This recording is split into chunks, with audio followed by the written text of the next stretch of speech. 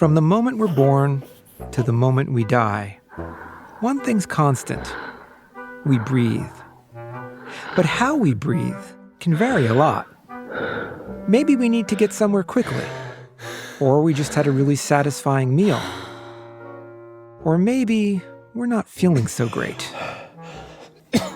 When we breathe, we're doing a lot more than just taking oxygen in and pushing carbon dioxide out. The form our inhales and exhales take can say a lot about what's happening in our minds and throughout our bodies. But it's not just a window into how we're doing. It can also be a tool to change it.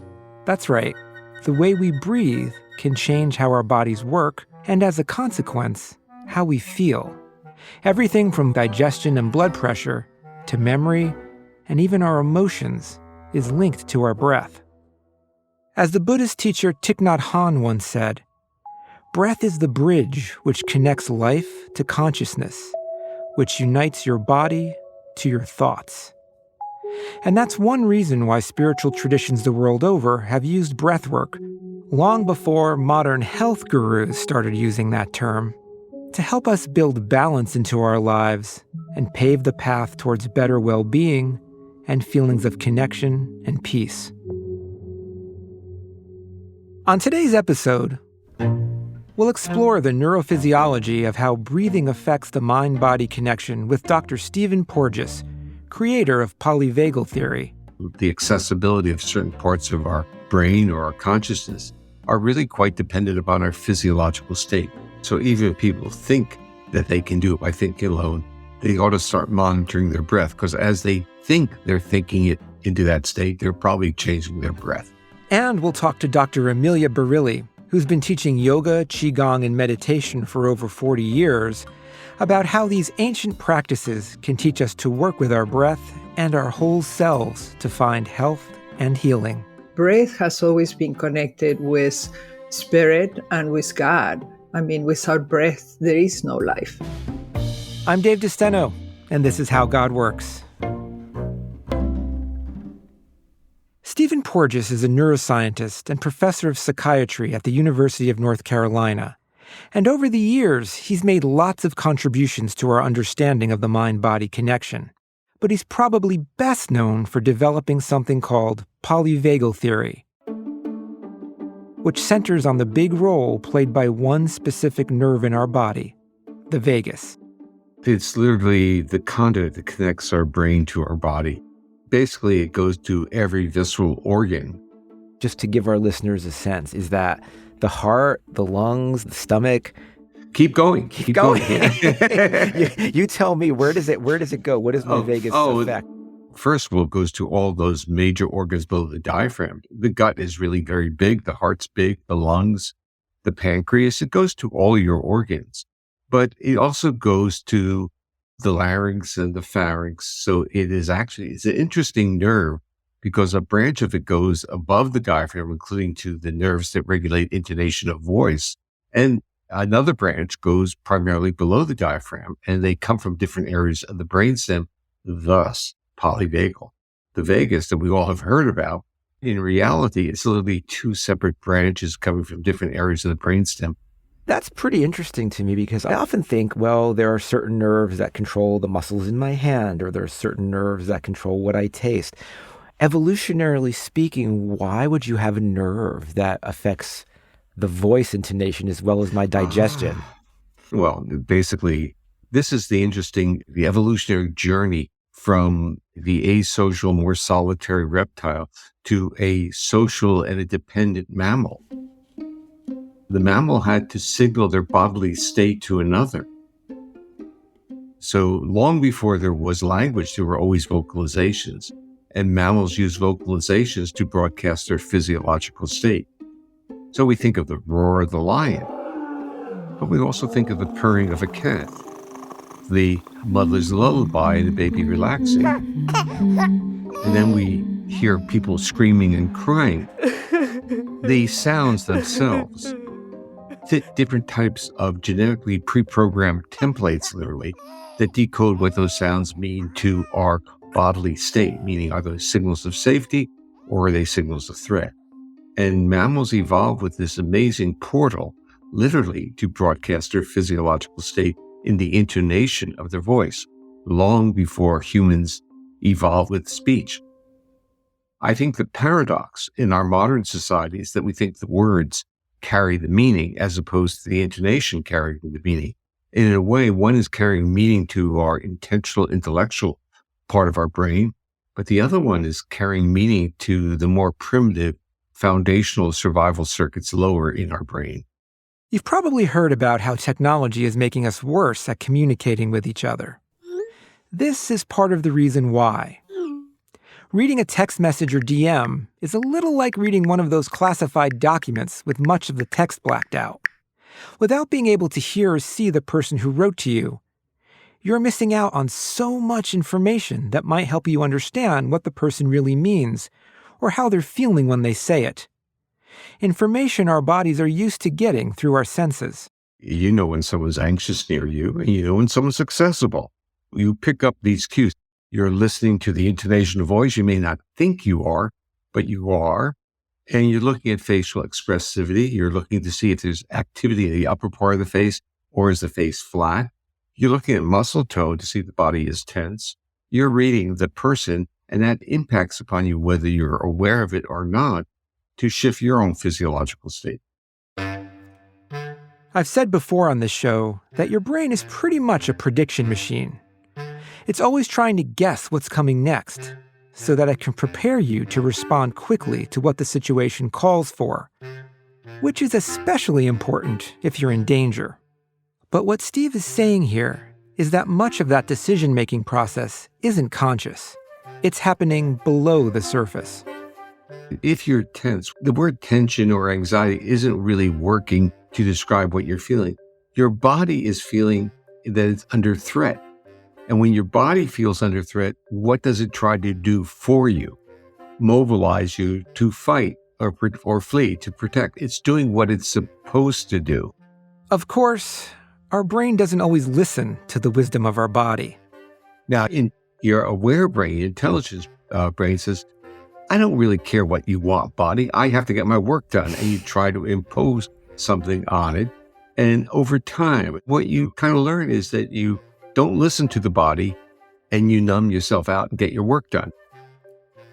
Now, there is a cost to pay for that. And that cost is you're really destroying or dampening your feedback loops of what the body is trying to communicate to the brain. It's saying, I need relaxation, I need safety, I need calmness, I need social nourishment. It's screaming that to you. Learning to ignore these messages doesn't mean that we actually stop feeling stress. And over long periods of time, living with our body constantly diverting as many resources as it can to be prepared to respond to danger, that can take a major toll on our health and well-being. So what do? Well, we can try to think ourselves out of the problem, tell ourselves that we shouldn't be worried about whatever's bugging us, or we could try to get away from the source of our stress, and maybe that'll work, sometimes. But if you're in a situation you can't get out of so easily, or you've reached the point where your body is chronically stressed, how effective is that likely to be? That's where breath comes into the picture. It's not just a gauge to how we're feeling. The way we breathe can actually influence our physiology and our emotions. If we take a deep inhalation for a relatively short period of time and then exhale very slowly, that inspiration-expiration ratio is giving permission to the vagus to basically calm us down. If we increase the duration of the exhaling phase of breath, that's when the vagus has its calming effect. It doesn't have it on inspiration. And in fact, if you watch anxious people, you'll start watching how they breathe, and then there's longer inspiration and rapid exhalations. They huff and puff. And that gets them really worked up. But if they reverse that and took a deep breath and exhaled slowly, the vagus can start doing its job. A lot of people think of the vagus as a brake on our heart rate. It can slow it down, making us feel more safe and open to connection. But breathwork isn't always about calming yourself down. Huffing and puffing has its place too. We can manipulate breath to provide, literally trigger the metabolic resources we need. We're really focusing solely on calming. We just didn't focus on peak performance. Like you're an athlete, you need to run. You don't necessarily want to be so calm that you think you're the observer and not the actor. If we breathe more rapidly and we shift the inhalation to be longer than the exhalation, it will be basically physiologically energize us. I was a sprinter in high school, and I was a runner. And the sprinters were really quite amazing because they would huff and puff before they got to the blocks. They would get themselves really worked up because the race was 10 seconds. It's not a long race.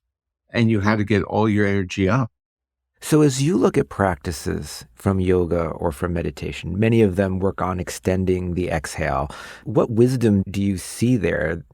I don't mean to be critical, but the point is you skip an important assumption. The real mechanism of these practices is the awareness of it, not the instruction set of changing it, but the awareness of it. What do you mean by the awareness of it?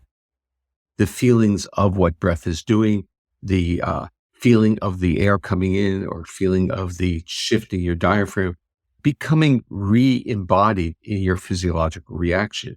When people experience severe trauma, and we can generalize that to chronic stress, they become numb to what their body is trying to tell them. They lost the sense of their own feelings. And it's a very interesting point to have a discussion when you ask someone, how do they feel? And there's a blank stare. There's just dead silence. And they're trying to figure out what a feeling is. So feelings are the first thing that get basically suppressed.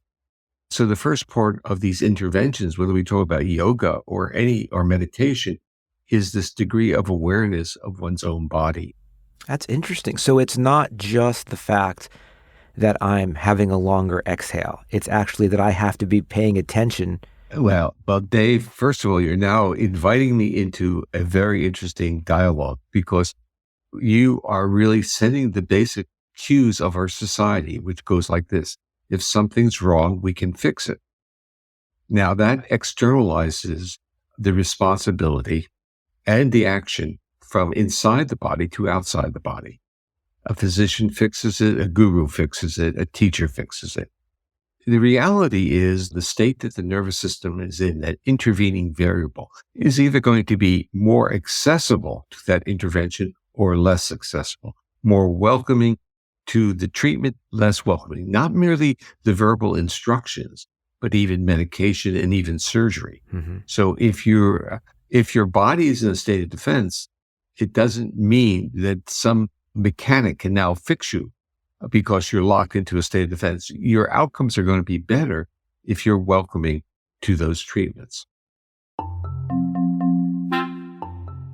This is a critical point, especially nowadays, when it seems like so many people are treating well-being like a productivity issue that needs to be optimized. Trying to hack the vagus with breathwork, or even electrical vagal stimulators, yep, those exist, might seem like the easiest thing to do to get the result you want. But the true picture is much more complicated. Mental work is just as important as body work, and vice versa. The trick is to get the mind and body in sync, a state where they're not sending opposing messages to each other. If you're not careful about that, if you don't have guidance to help personalize the approach for you, it's not going to work well. In fact, that's a reason why meditating on your own leads about 1 in 10 people to have more anxiety and depression, not less.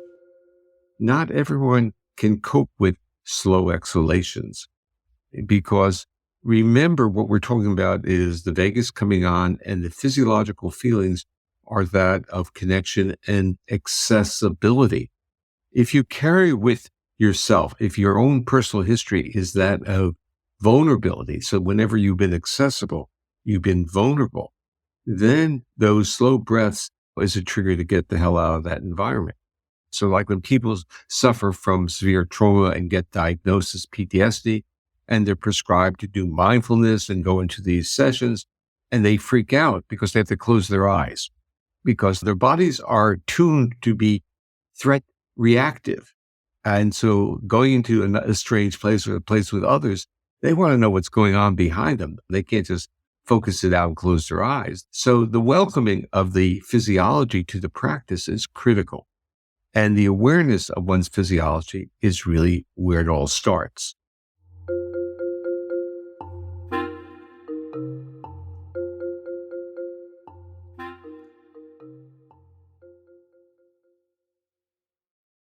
Stress and trauma have always been part of existence. So too has been the desire to connect with others, and with something greater. That's a reason why almost all spiritual traditions, in one way or another, have practices that combine focusing our minds while altering our breathing. Just think about what it takes to recite a prayer, sing a hymn, or chant the Om. Relatively short inhales and long, relaxing exhales, all combined with a focus on symbol or concept. And science is now showing that these practices are even more fine-tuned than you might think.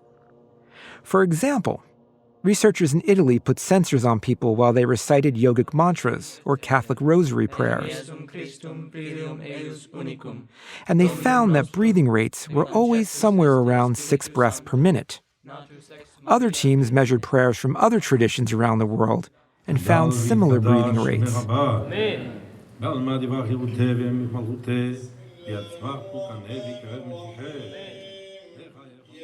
That's not just a coincidence.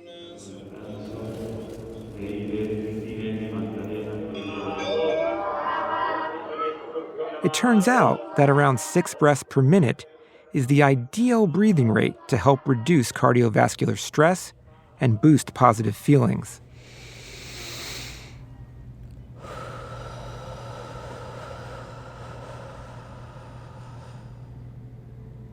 The point here is that unlike purely cerebral practices like reading, all of these are embodied experiences.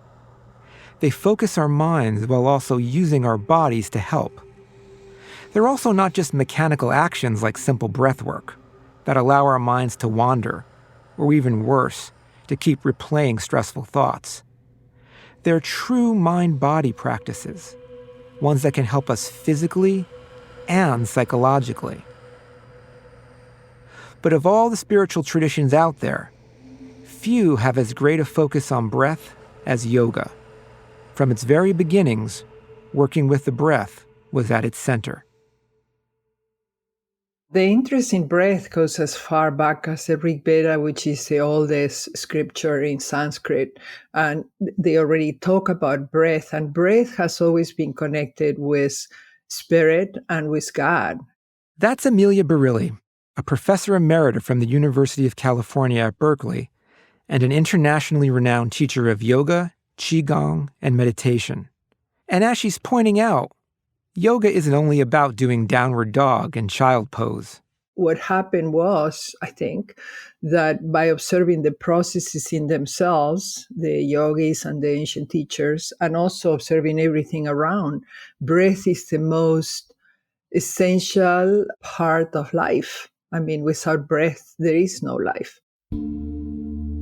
And so it was always related to somehow the connection with God too. It's a presence within us and all around us of life. But there is also a strong component of how it influences our whole organism, our nervous system, our body, our mind. When we concentrate in the breath, we give the mind a moment to withdraw from the rest of the pool of the external world and come inward to the present moment and to the sensing how we are at that moment. And so it's very powerful for coming into a different dimension of ourselves that's more quiet and that opens us up to intuition and connection with grace. It's about giving the whole organism a sense of safety. So how do you give your heart, your viscera, the sense of safety? You can use breath, you can also use touch, prayer, etc. That sense of safety is exactly what Steve Porges was talking about. If we're going to be able to open our minds, we have to feel supremely safe. We have to trust that we're not under threat, that we're protected, that we can be at peace. Yoga uses our bodies to help get our minds in the right place. So in yoga, there are 8 limbs, 8 stages. The 4 first ones are physical, so observances and restraints, asanas, and pranayama. And they are preparation towards peace, towards meditation. So there is a 5th limb of pratyahara, withdrawal of the senses, and then the 3 last limbs are meditation, are concentration, contemplation, and state of samadhi, bliss. So the whole of yoga is really a preparation so that we can come to these states of peace. If you go to the Yoga Sutras of Patanjali, which is like the Bible of yoga, yoga is defined as the cessation of the fluctuations of the mind. That was the aim of yoga. So it was calming the mind and the body so that they could come into these states of peace and grace. Like Steve Porges said, we can't just will ourselves to calm down if our body feels under threat. So yoga starts by preparing the body with early stages like the asanas, which are the yoga poses you're probably familiar with, and pranayama, or breathwork. Together, they're kind of like the bridge that helps us move inward. Breath is a tool to bring us into greater calmness, more in the present moment, and more connected to that dimension that's already within us, but is usually covered by the clouds of our worries and concerns. And it's a cessation of the fluctuations of the mind so that the higher self, the universal consciousness, doesn't take itself for being the solo self that's struggling. I think in the West, people often think about this is a way for me to calm down, to calm my nerves, to reduce my stress. But it sounds like what you're saying is, yes, breath work and the other parts of these practices will do that, but there's also something much more they can open you up to. Right. And that's the thing. I mean, we were discussing that with Steve Porges too, that you don't hack your nervous system. You don't hack the vagus nerve. What you need to do is work with your whole organism, which is the same that the ancient traditions are telling us. You know, we go a lot for the external achievements, thinking that they will give us peace, but we need to really realize that that peace comes from inside out. So how do we work with that? It's like a puzzle, you know, with many pieces. And so one of the pieces is asanas, and another piece is breath, and another piece can be touch. Meditation is including this, but also with a sense of ease and with love and self-acceptance, because you can be meditating and you can be getting even more stress. If you're thinking, am I there yet? Why am I not relaxing? Why am I being assaulted by all these ideas? Meditation is like expanding a picture. So if you are very upset, do something else to calm yourself, gardening, being with your grandchild, with your pet, whatever, and then sit for meditation. So I want to get a little granular here. So what are some of the basic yogic breathing practices that people do, and what are their functions? So pranayama is like the extension of prana, the extension of your life force is the expansion.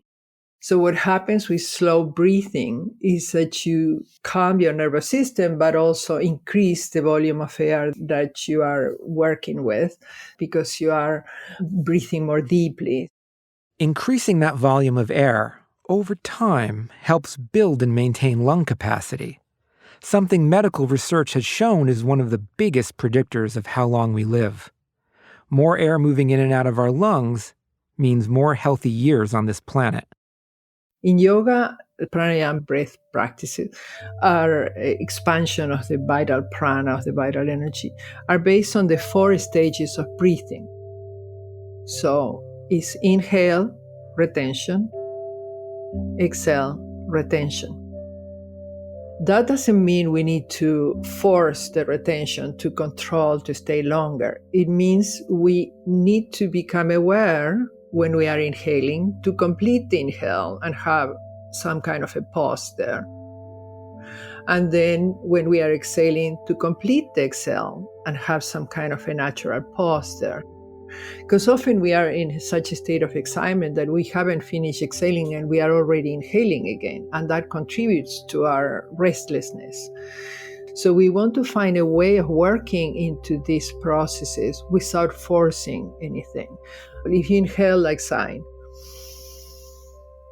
in a relaxed way, there seems to be a silence there at the end, right? A slight pause. And then you wait, and when the time comes to exhale, you exhale and let the air go out slowly, also in a relaxed way, and it seems to echo into some kind of a silence. And you wait until the desire to inhale again, like sighing,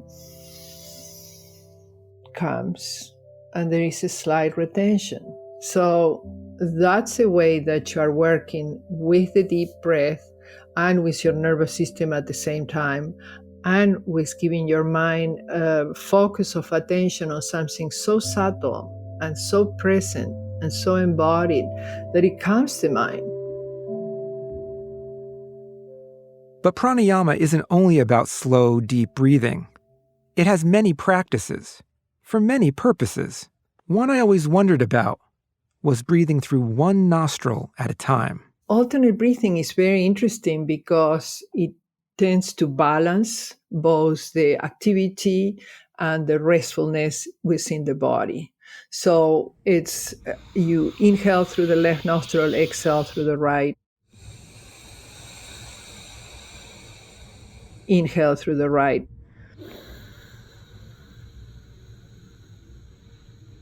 Exhale through the left. When you inhale through the left, you are activating Ida Nadi. Ida is the river of energy or pathway of nervous energy that has to do with resting. So it would be more like the parasympathetic. And then you exhale that moon energy, you exhale it on the right side.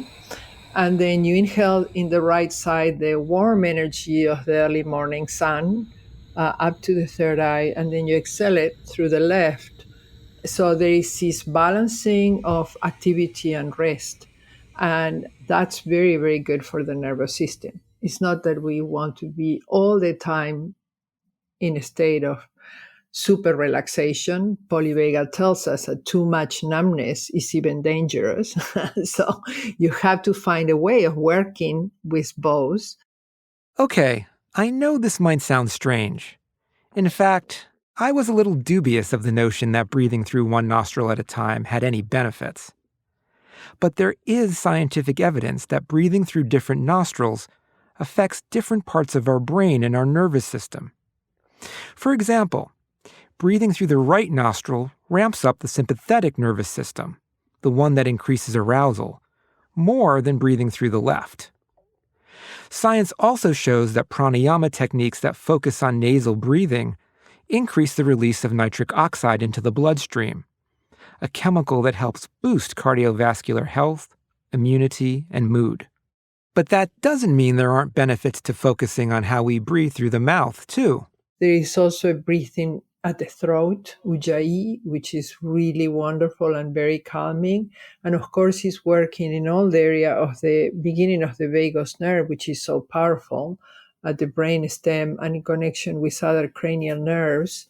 And the ujjayi is called also oceanic breath, and is inhaling and taking the air in. Do you want me to demonstrate? Yes, please. So we can first try it with the mouth open and exhaling like if you are fogging a glass.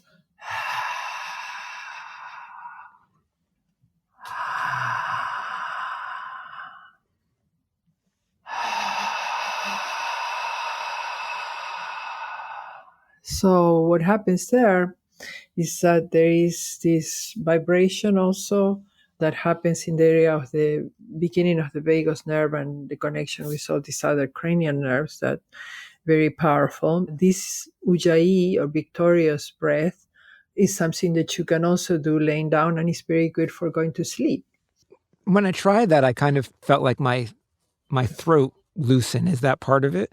Yeah, because you were able to relax. So the important thing is when people are trying to think how to inhale and exhale through it, it's very important to keep that area relaxed. So it's not about constricting your vocal cords. For that, it's nice to think like fogging the glass. And sometimes we do it, right? And then there is the Om. Om itself is also a long exhale, and it can start at the area of the abdomen and start right, coming up or through all these different chakras, vortexes of energy, so through the throat also, and then the head and out. And the Om is a sound that resonates particularly with the Anya chakra, the third eye vortex of energy. And so it's one that helps us a lot to relax and to go into a deeper state and of relaxation. And that humming, data show, causes a vibration in the sinuses that also amps up the transfer of nitric oxide. But according to Amelia, better health and psychological well-being aren't the only benefits of these yoga practices.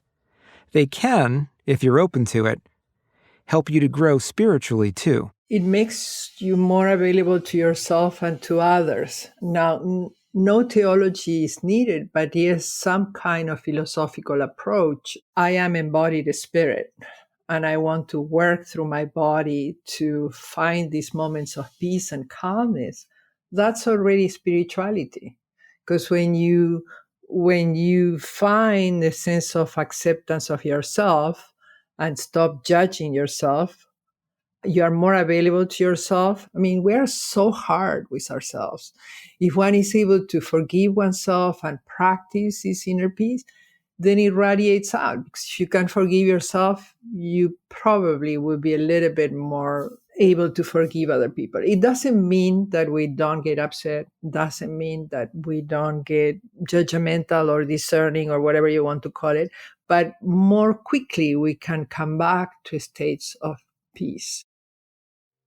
That's the way that the nervous system and the brain learn, by repetition. So that's the problem we have right now, is that we are under so much challenges and stress, ecological, political, economical, relational, you name it, that then we have this habit to go towards the negative because we are scared and we are trying to figure it out, and we can't figure it out because we cannot control it. Life is impermanent. And so we need to work with our inner space to see how we respond to this. Instead of why me, why now, why not? This is life. You don't need to talk about God if God is a term that for whatever reason it's not something that helps you to relax. We are talking about basically about being kind to yourself and to others. And that's already spirituality in a big way. That, it can be boiled down to that. So, Amelia, for some of our listeners who may be interested in trying a breath practice and experiencing, at least in a very initial way, what it might do for them, would you be willing to lead us through a little practice? I'd love to. And it will integrate yoga, qigong, and polyvagal in the sense that we are using a release point that comes from qigong. It's called Sea of Tranquility Point. I love the name. And it's right here at the breastbone, more or less at the height of the nipples. So if you go along your breastbone, you'll find there is an indentation there, more or less at the height of your nipples. So I invite you to rub your hands. Bring the center of your palm to the Sea of Tranquility Point and feel that contact of your hands on the area of your heart and lungs, already giving you an anchoring. And then inhaling slowly, gently, and deeply, like sighing. Feeling how your chest expands. It's a slight pause at the end of the inhalation without forcing. And when the time comes to exhale, you let go of the air through the nose or the mouth as you prefer. Slowly, gently, completely. Letting go of what burdens you. This is a slight pause at the end of the exhale. And one more time, inhaling through the nose, inviting what you want to cultivate in your life. Smiling to yourself and your present circumstances. Pause. When the time comes to exhale, exhaling, letting go, shedding layers and layers of what you want to let go. And one last time, taking in the new, inviting, deep breath. What you want to cultivate in your life, what you want to experience. It's a slight pause to receive that. When the time comes to exhale, letting go slowly of the air and relinquishing any layers of what might be burdening you.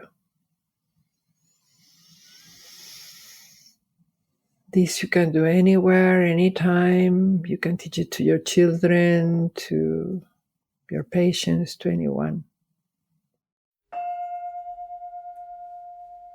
With each passing year, it's becoming ever more clear that the mind and body are intricately linked. Your body isn't just a vessel that carries around your brain.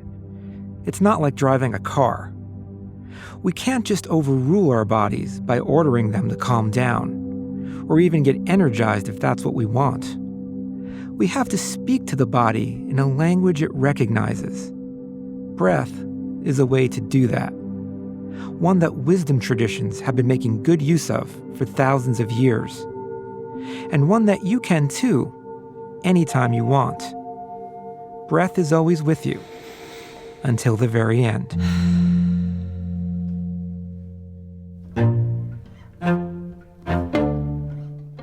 Next time on How God Works. I would even describe myself as being somebody who held a lot of internalized stigma towards mental health. I really thought to myself, what good Muslim girl needs that garbage? Religion and psychiatry have long seemed to be at odds with one another. The psychiatrists are less likely, even than surgeons, and then all other forms of medical doctors to be involved in spirituality, to have positive views of spirituality, not to pathologize spirituality and religion. But now many, across psychiatry and religion, are beginning to realize there is a deep connection. It's incredible how much Islam as a religion absolutely promotes mental health and wellness. We'll learn why more and more people are seeking treatment that connects the science with the spiritual, and why mental health professionals are starting to listen. That's next time on How God Works. How God Works is hosted and written by me, Dave DeSteno. Our senior producer is Josie Holtzman. Our producer is Sophie Eisenberg. Executive producer is Genevieve Sponsler. Merritt Jacob is our mix engineer and composed our theme, which was arranged by Chloe DeSteno. The executive producer of PRX Productions is Jocelyn Gonzalez. This podcast was also made possible with support from the John Templeton Foundation. If you want to learn more, you can find our website at howgodworks, all one word, .org, or follow me on X or Blue Sky @David DeSteno.